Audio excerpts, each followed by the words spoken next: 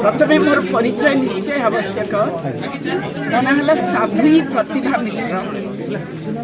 मु जड़े सन्यासिनी मोर स्वामी retired police DG Odisha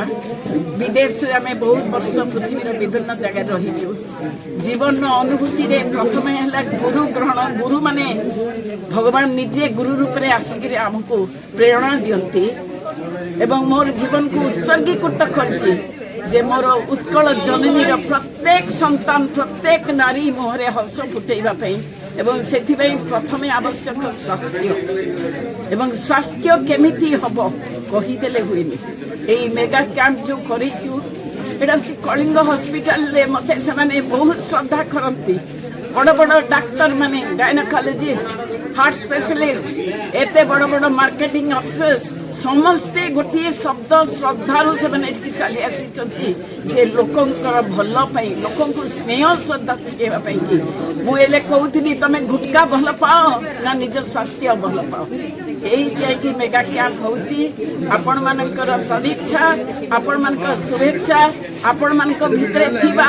जो कृष्ण मदात्मा सर्वभूतात्मा जे कृष्ण जेकोसी ना रखु आशीर्वाद निश्चित आज धन्यवाद।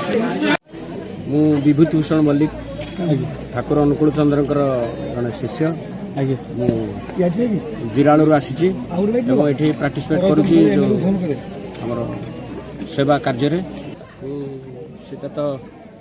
लोक ठाकुर चाहती लोक सेवा आज से लोक सेवा ये हूँ ठाकुर खुशी होते आम भी समस्ते खुशी आ बहु संख्यार लोक आसिक ट्रिटमेंट होती हेल्थ कैंप यहाँ बर्तमान आचार्य देव निर्देश जे लोकंकर सेवा कर यही हेल्थ कैंप करा जे फलवती हो कामाख्यानगर में मुझा प्रथम ये कामाख्यानगर देखुची ये हूँ आगामी दिन में प्राय सबू केन्द्र करने आम सब चेष्टा करवा सबू सत्संग मंदिर करने चेष्टा करवा यहाँ आचार्य देव निर्देश तेणु आम लोक सेवा करवा भी लोक चाहिए। डॉक्टर सुचिस्मिता भट्टाचार्य कलिंग हॉस्पिटल तरफ